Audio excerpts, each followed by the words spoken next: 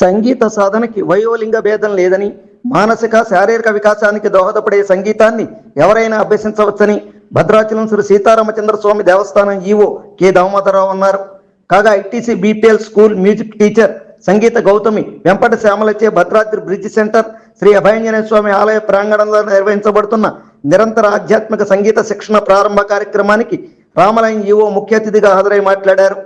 సంగీతం నేర్చుకుని ప్రదర్శనలు ఇస్తుంటే నైపుణ్యం, ఆత్మస్థైర్యం పెరుగుతుందన్నారు. మొత్తంగా సంగీత సాధన అనేది కళ మాత్రమే కాదని శారీరక మానసిక ఔషధమని ఈవో పేర్కొన్నారు.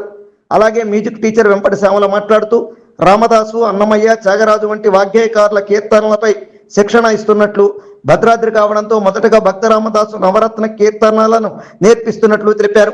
ప్రతి ఇంట భక్తి కీర్తనలతో ఆధ్యాత్మికత వెల్లివిరియాలన్నదే తమ శిక్షణ ఉద్దేశమన్నారు. కంచెల గోపన్న సేవా సమితి ఫౌండర్ చైర్మన్ దగ్గుపాటి విజయగోపాల్ మాట్లాడుతూ సంగీతంలో నైపుణ్యం సాధించిన వారికి బహుమతులు అందజేస్తామన్నారు.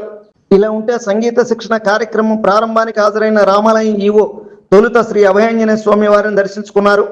అలాగే ముఖ్య అతిథి ఈవోని నిర్వాహకులు శాలువాతో సత్కరించగా ఈవో శిక్షకురాలు శ్యామలను శాలువాతో సత్కరించారు. ఇలా ఉంటే శిక్షణలో భాగంగా టీచర్ వెంపటి శ్యామల తమ శిష్యులతో